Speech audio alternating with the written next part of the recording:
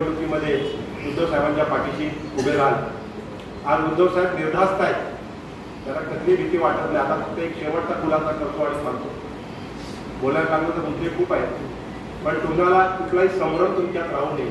हा जो काही निर्णय विधिमंडळाच्या अध्यक्षाने विधानसभेच्या अध्यक्षाने दिला आहे तो निर्णय नाही, तो निकाल नाही। निकाल त्यांनी दिलाच नाही। आपल्याला माहिती आहे विधिमंडळाच्या विधानसभेच्या अध्यक्षांकडे सुप्रीम कोर्टानं लवाद म्हणून या 16 आमदारांना अपात्र करण्याकरता आपण याचिका दाखल केली होती। ज्या गद्दारांनी गद्दारी केली त्या गद्दारांपैकी पहिले 16 आमदार जे सगळ्यात पहिले बाहेर पडले, त्या 16 आमदारांना त्याच्यामध्ये नंबर 1 आजचे मुख्यमंत्री आहेत, या 16 आमदारांना अपात्र करा म्हणून जी याचिका आपण सादर केली होती, त्या याचिकेवरती सर्वोच्च न्यायालयानं चर्चा केली, वाद प्रतिवाद दोन्ही पक्षाच्या ऐकून घेतल्या। सगळा वाद प्रतिवाद झाल्यानंतर सर्वोच्च न्यायालयानं आपलं एक मत बनवलं, माहिती आहे ना आपल्याला, आपलं एक मत बनवलं आणि मग मत बनवताना त्या निकालामध्ये ते मत सर्वोच्च न्यायालयानं नोंदवलं। सर्वोच्च न्यायालयाची ऑब्झर्वेशन त्याच्यामध्ये आहेत। फक्त निकाल जो अंतिम 2 ओळीचा द्यायचा असतो तो सर्वोच्च न्यायालयानं दिला नाही। का दिला नाही? तर हे प्रकरण विधिमंडळाशी संबंधित आहे आणि म्हणून मग जे वैधानिक अधिकार त्या विधिमंडळाला आहे, त्या विधिमंडळाच्या वैधानिक अधिकारावरती अतिक्रमण होऊ नये म्हणून सर्वोच्च न्यायालयाने विधिमंडळाच्या अध्यक्षांकडे 16 आमदारांना अपात्र करायचं प्रकरण पाठवलं। बरोबर आहे? बरोबर ना? मग त्या 16 आमदारांना अपात्र करायच्या प्रकरणावर अध्यक्षांनी निर्णय दिलाच नाही, ते राहिलं बाजूला, नाही दिलाच नाही।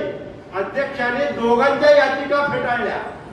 म्हणजे काय केलं, जे सुप्रीम कोर्टाने पाठवलं त्यावर निकाल नाही दिला। जी याचिका आपण केली होती अध्यक्षांकडे त्यांना अपात्र करायला आणि जी याचिका त्यांनी दाखल केली होती आपल्या आमदारांना अपात्र करायला, या दोन्ही याचिका त्यांनी फेटाळल्या।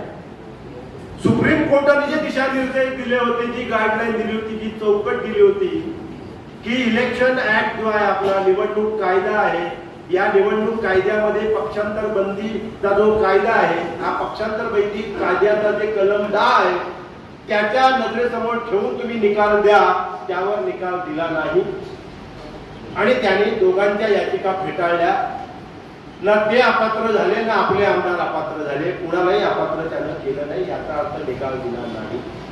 पण जेव्हा सुप्रीम कोर्टानं सर्वोच्च न्यायालयाने हा आदेश लवाद म्हणून विधिमंडळाच्या अध्यक्षांना दिला होता, त्याच्यात सर्वोच्च न्यायालयाने हे म्हटले की जर तुम्ही निर्णय दिला नाही तर सर्वोच्च न्यायालय निवड द्यायला, निकाल द्यायला समर्थ आहे।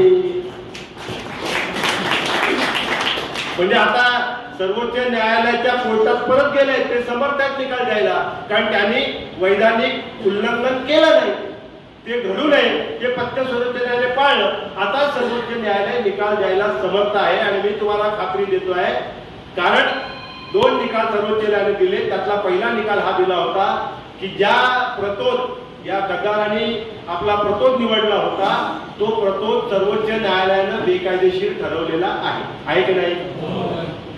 पत्रकार मित्राला विचारतो, हे खरं आहे की नाही? बरोबर आहे? म्हणजे सर्वोच्च न्यायालयाने एक निकाल दिलाय की प्रतोद बेकायदेशीर आहे। सर्वोच्च न्यायालयाने दुसरा निकाल दिलाय की जो शिवसेना मूळ शिवसेनेचे प्रतोद होते सुनील प्रभू हेच पक्षाचे प्रतोद आहेत, हा पण निकाल दिलाय की नाही? सर्वोच्च न्यायालयाने निकाल दिलाय, मग तो निकाल त्यांनी आपल्या बाजूनच दिलेला आहे। जर प्रतोद बेकायदेशीर आहे, आपला प्रतोद कायदेशीर आहे, तर आपल्या प्रतोदाने केलेली कारवाई अपात्रतेची ही कायदेशीर आहे हे सर्वोच्च न्यायालयाने मुळातच मान्य केलेलं आहे, अगोदरच मान्य केलेलं आहे। फक्त अधिकृत निकाल 2 ओळीचा की हे 16 आमदार या कारणामुळे अपात्र आहेत किंवा अपात्र आम्ही त्यांना करतो, एवढंच फक्त लिहायचं बाकी आहे। ते या महिन्यामध्ये सर्वोच्च न्यायालय लिहिल, ते सर्वोच्च न्यायालय या महिन्यामध्ये घोषित करेल आणि ज्या क्षणाला सर्वोच्च न्यायालयाचा निकाल होईल कदाचित त्याच्या अगोदरच मुख्यमंत्री आपला पदाचा राजीनामा देतील। कदाचित त्याच्यापूर्वीच मुख्यमंत्री आपल्या पदाचा राजीनामा देतील. हे सगळेच्या सगळे 16 आमदार अपात्र होतील. ते 16 झाले म्हणून 40 आमदार आपले उरलेले 24 आहेत तेही अपात्र होतील आणि आपले आमदार अपात्र झाल्यामुळे क्या होतील म्हणून ते राष्ट्रवादी.